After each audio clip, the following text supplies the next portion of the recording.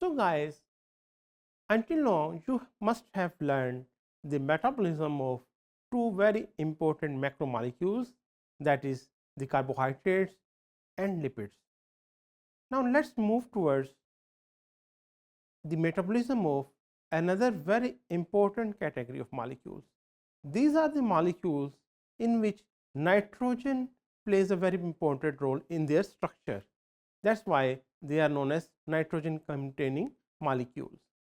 So, one of the most important molecules which contain nitrogen as far as living things are concerned are the amino acids. Yes, you know, the amino acids are the building blocks of life. Why they are building blocks? Because they make proteins. Everything we do, everything our body does, it's because of the proteins.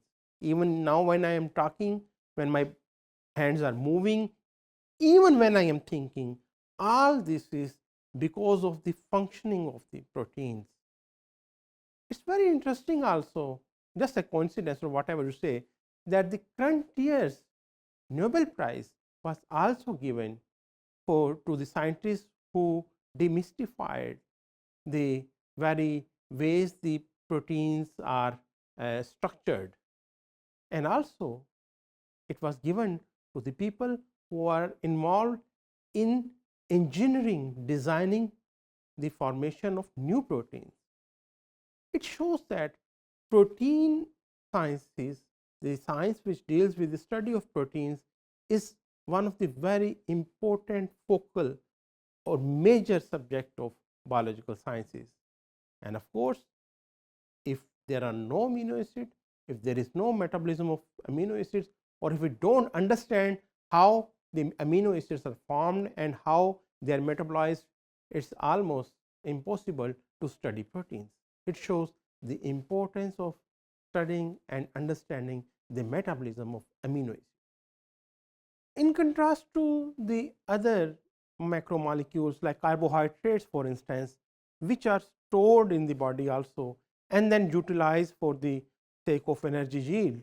Whenever you need energy, they are then degraded. For instance, we know that glycogen, it is stored in your body, and whenever you need glycogen, then it is degraded and you get the energy.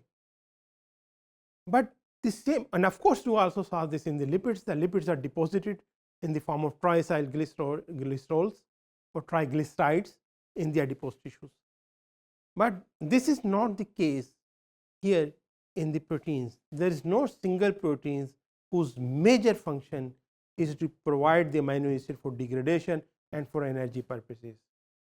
The proteins are really structural and functional entities whose main function is to perform function and functions to give a structural and functional framework to the cell. So, they are not mainly utilized for the degradation of proteins, degradation of amino acids. So, they are not the major source of their sole function is not giving the amino acids. They are not storing bodies. But at the same time, we have to keep in mind that the amino acid degradation also gives some energy, and we will see in the later and succeeding topics that how amino acid degradation gives rise to NADH2 or NADPH2, which ultimately gives rise to the production of ATP, but that is not the major function of the amino acids or the proteins.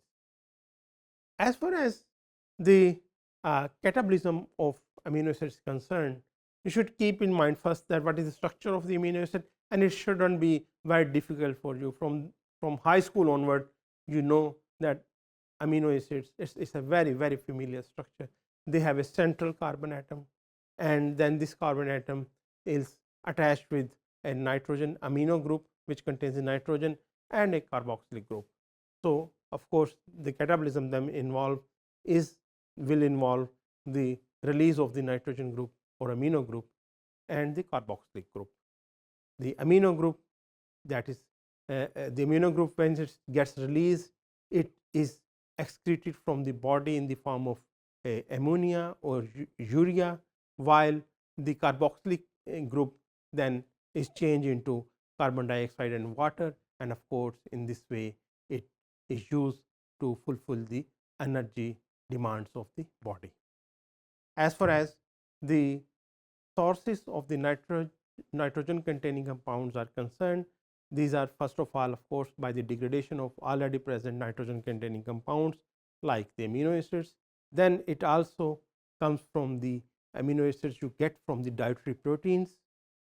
Then also you should keep in mind that there is a nitrogen entry and exit from the body. They enter in the body, for instance, in the form of the food you eat, which contains the proteins, and leaves in the form of urea, ammonia, and other products. There are two concepts which we will discuss in some detail. One is the amino acid pools, and then other is the protein turnover.